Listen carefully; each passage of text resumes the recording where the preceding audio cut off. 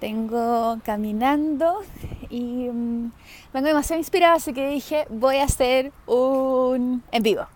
Y vengo inspirada porque vengo de una sesión con mis queridas avanzadas, un grupo maravilloso de mujeres con las que hemos estado trabajando a largo plazo en su autocuidado y fue súper interesante. Nosotras trabajamos con mindfulness y con la autoexploración, el autoconocimiento, el observar la relación que establecemos con nosotras mismas, etc.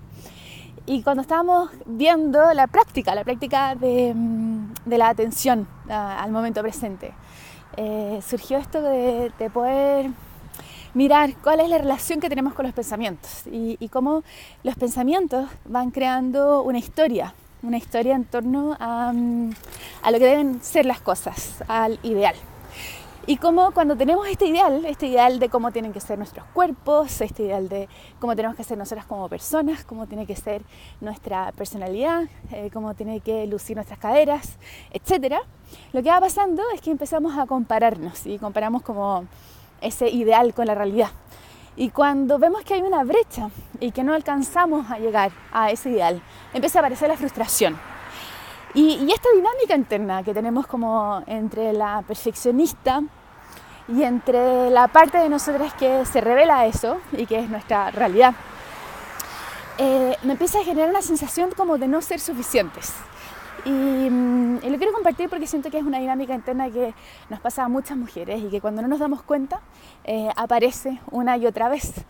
Aparece también en la depresión, ¿no? En la depresión no es como que nada nos importe y estamos ahí acostados, sino que en realidad es que no alcanzamos a lograr eso que se pone como un ideal en la mente, de lo que debería ser, de cómo nosotros deberíamos ser, de cómo nuestra vida debería ser. Y esa comparación de lo que debería ser con lo que hay nos genera esa frustración. Entonces, cuando trabajamos la relación con la comida y cómo podemos tener una relación saludable con la comida, lo que en realidad estamos trabajando es cómo tener una relación saludable conmigo misma. Porque si yo no logro tener una relación saludable conmigo misma, es muy difícil que pueda tener una relación saludable con la comida. Si yo estoy relacionándome conmigo misma pensando en cómo yo debería ser en vez de aceptarme tal y como soy, es altamente probable que no quiera hacer cosas por cuidarme, porque no estoy como desde la perspectiva de ser quien yo soy y querer quien yo soy.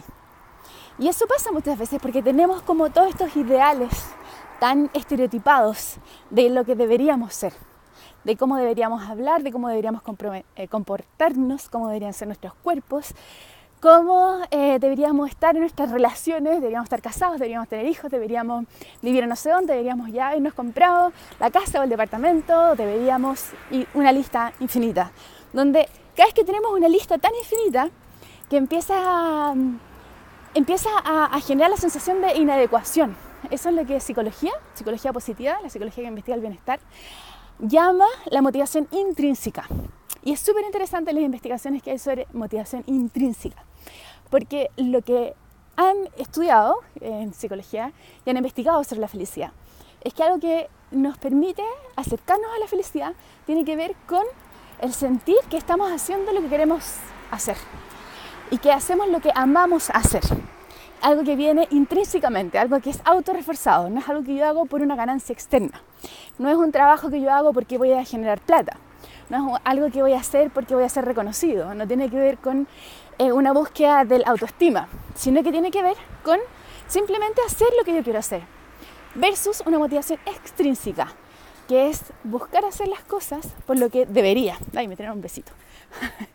Por lo que debería, por lo que yo tengo que hacer, por lo que yo debo hacer, por lo que la sociedad impone, por lo que los valores de la sociedad imponen, o los valores organizacionales, o los valores de los carabineros.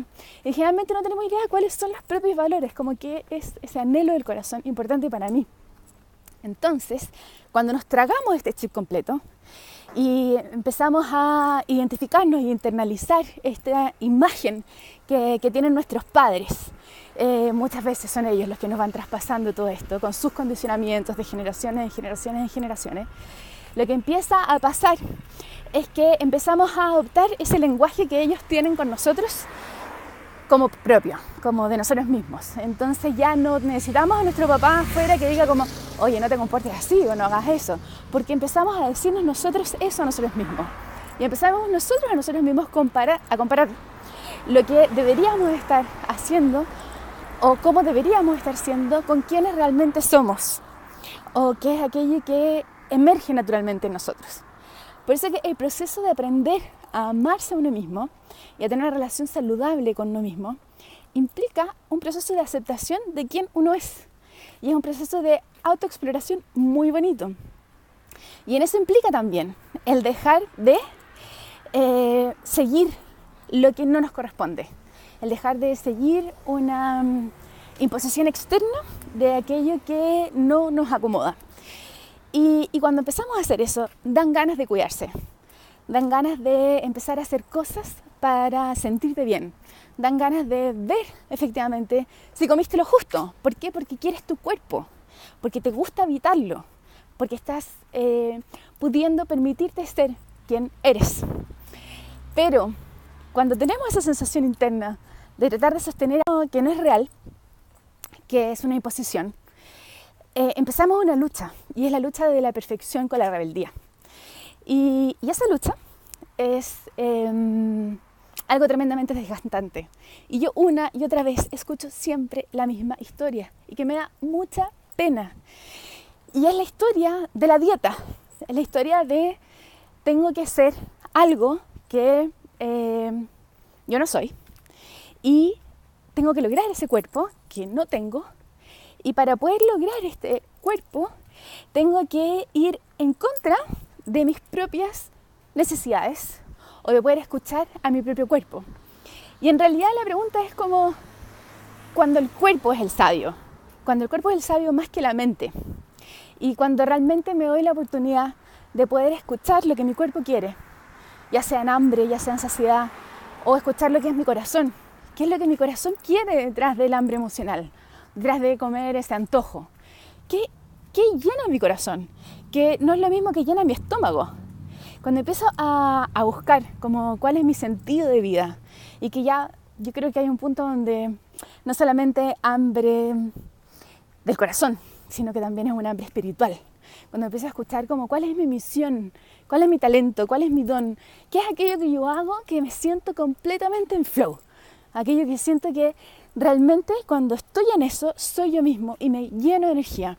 Cuando estamos en eso empezamos a sentir que realmente estamos comprometiéndonos con nosotros mismos y estamos pudiendo vibrar en esta motivación intrínseca que es algo que nos llena de vitalidad y nos llena de energía. Y esa energía es atractiva, esa energía es el radiance, como le llaman los gringos, o el irradiar esta felicidad. Y eso viene en cualquier talla, eso viene en cualquier cuerpo.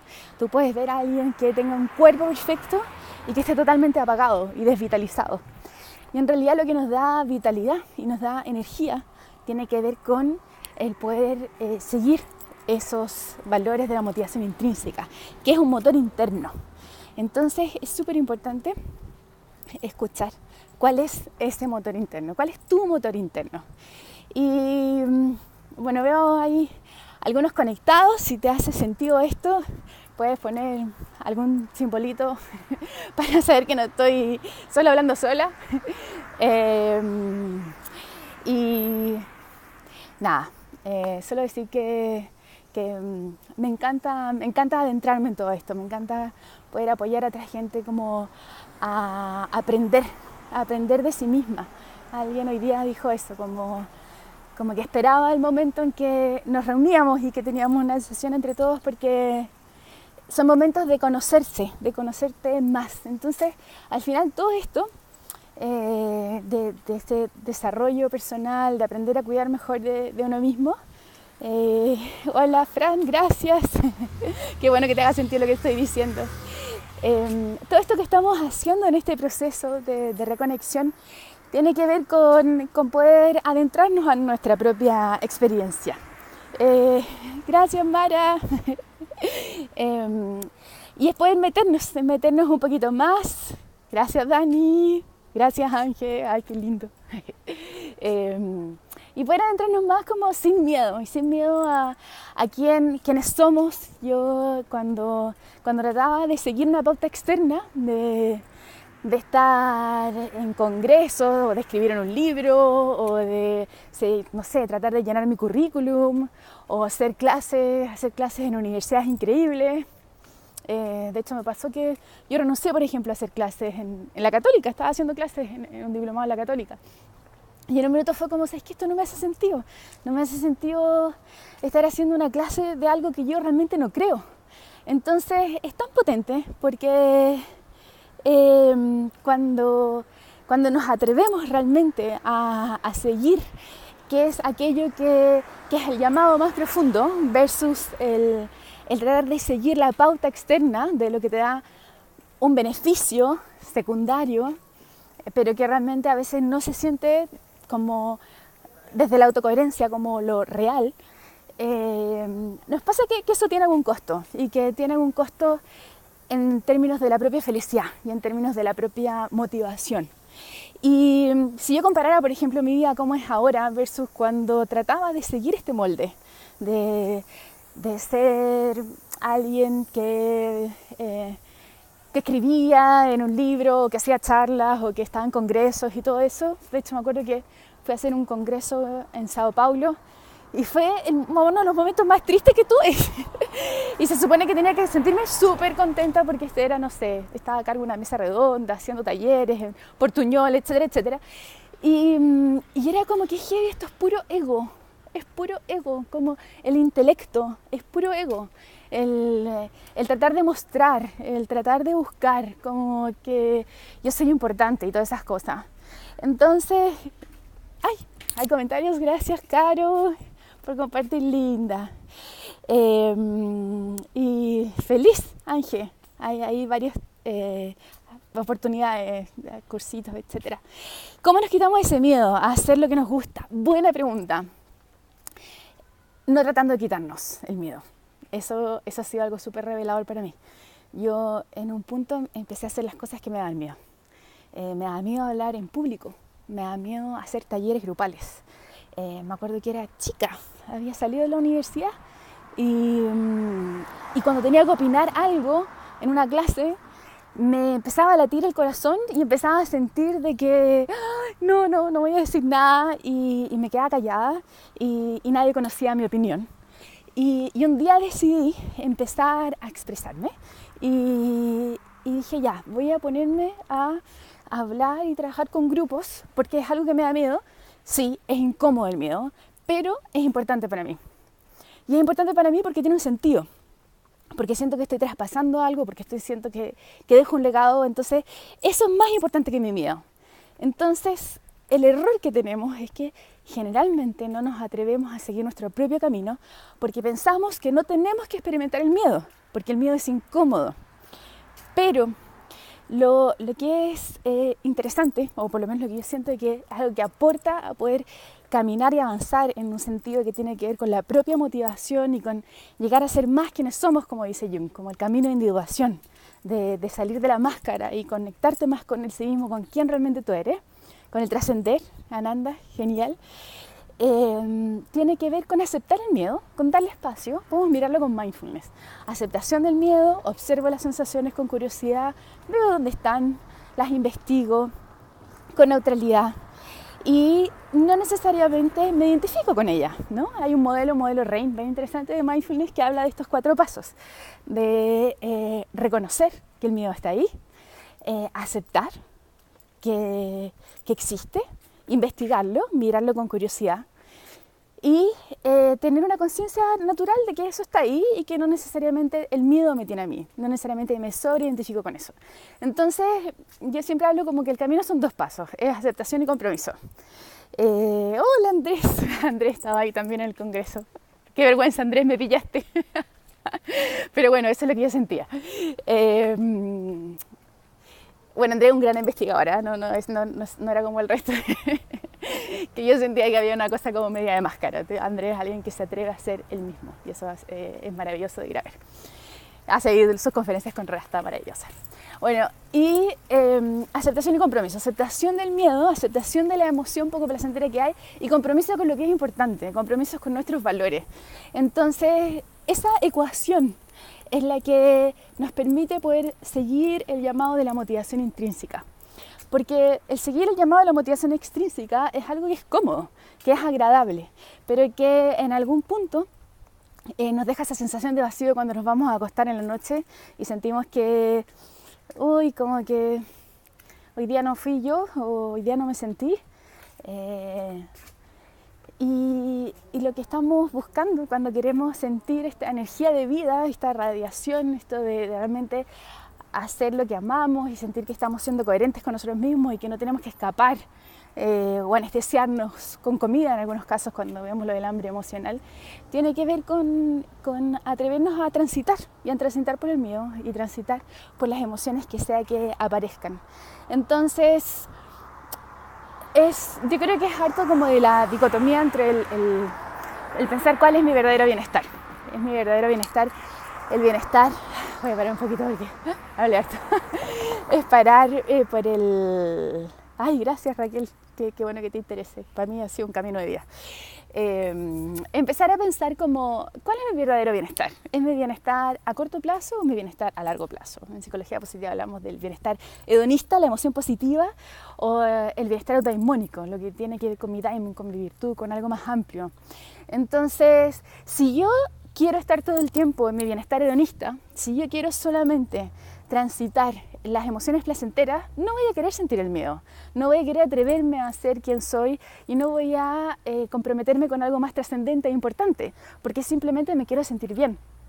Pero cuando tomamos conciencia que en realidad una vida con sentido, no la felicidad hedonista a corto plazo, sino que una vida con sentido se construye atravesando momentos de emociones poco placenteras, pero que tienen un sentido mayor, podemos transitar sobre ellas y darles espacio y observarlo con curiosidad y sin juicio, con amabilidad con nosotros mismos.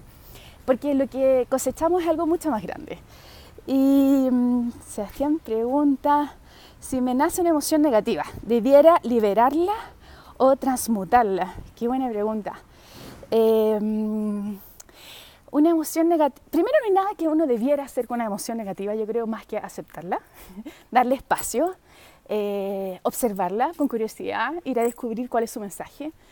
Para mí es muy bonito el tema de las emociones negativas porque primero que no son negativas, sino que son no placenteras, porque lo negativo significa que tiene un juicio y a veces en lo no placentero hay cosas tremendamente positivas como, por ejemplo, el darte cuenta que estás haciendo algo que no tiene que ver contigo ni con tu motivación más profunda, que estás siguiendo una motivación extrínseca y estás haciendo algo que no te motiva. Por lo menos así yo partí haciendo el cambio de las cosas que hacía antes, que estaba siguiendo una motivación externa y empecé a buscar qué es lo que a mí me motivaba.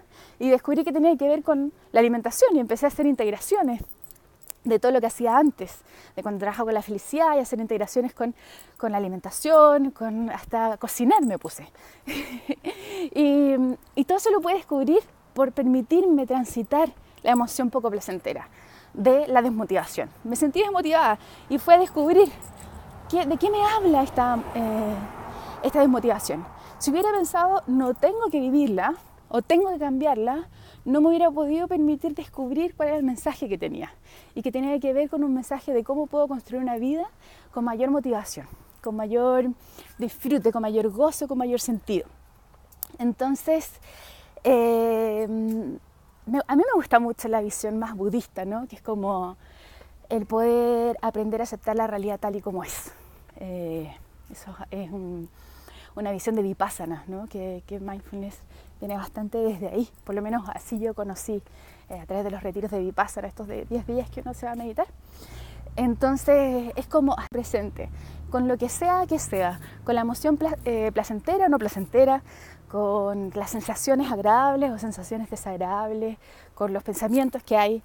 Y eso es darle espacio, sin tener que luchar para tratar de sostener algo que no es. Bien, siento que he hablado mucho, pero está interesante esto de que han salido algunas preguntas, no había experimentado esto antes. No sé si hay alguien más que quiera preguntar algo y me queda un poquitito de batería en el celular. O si no, ya vamos cerrando. Ya, bueno, empieza a hacerse más tarde, hora de ir a acostarse, hora de ir a revisar el día también y de ver si fue un día de contacto con que te llena, que te motiva. Y si hay algo que sientes que no resultó bien hoy, o como te hubiera gustado que fuera, es también importante como ir a mirar qué podría haber sido diferente, qué te gustaría comprometerte el día de mañana. Y cuando comienzo con un grupo nuevo de trabajo, ya estoy comenzando, ya estoy haciendo, siempre hago entrevistas previas para ver si puedo apoyar a la persona, dado lo que yo trabajo. Entonces, ya estoy haciendo las entrevistas previas. Bueno, ahí con un mensajito por el Instagram, etcétera, puedo pasar los datos, etcétera. Y se agradece estos espacios donde uno cada vez aprende algo nuevo. Qué bueno, Sebastián. Y genial, Victoria, si te gustaría unirte. Lo que trabajamos, yo estoy ahora trabajando trabajando con profesionales en el tema del manejo del hambre emocional. Ahí vemos diferentes herramientas desde el mindfulness, desde la terapia de aceptación y compromiso, que es lo que le estoy un poco hablando, esto de la aceptación y los valores, la motivación intrínseca, psicología positiva, varias cosas, coaching. Y también trabajo con mujeres que comen por ansiedad, que comen por hambre emocional, y ahí vamos deconstruyendo este proceso de entender cuál es el mensaje detrás del hambre emocional, además de un sistema más ampliado como de trabajando la conciencia, la alimentación, desde esta autopercatación de traer la mente al cuerpo. Es un sistema bien bonito. Y eso lo vamos tomando desde la práctica, Dani. y algunos en formato presencial, de fin de semana, y algunos vamos trabajando a distancia. Hay un programa que formé con un entrenamiento que va avanzando semana a semana. Entonces eso sucede de manera en línea con un curso, y después vamos teniendo sesiones de revisión, y entonces uno se puede conectar desde diferentes partes. Así que bueno, no era mi intención pasar ningún dato de talleres ni nada, por el contexto ahí porque me habían preguntado. Y de Ayurveda, Sebastián, yo no soy experta en Ayurveda, sé que están como los doshas, ¿no? Los tipos de alimentación que tienen que ver como con también una estructura de la persona, y que es bueno como ir tomando conciencia de los tipos de alimentos de acuerdo como a la propia estructura, ¿no? Si yo soy como más fuego, no escoger alimentos pita, no cosas picantes. Pero no sé, ahí hay una sabiduría como bien milenaria, interesante de descubrir. Lo que yo trabajo tiene bastante que ver como con la autopercatación, y eso es la propia experiencia más que seguir una sabiduría externa. Bueno, muy buenas noches, saludos y que duerman muy bien.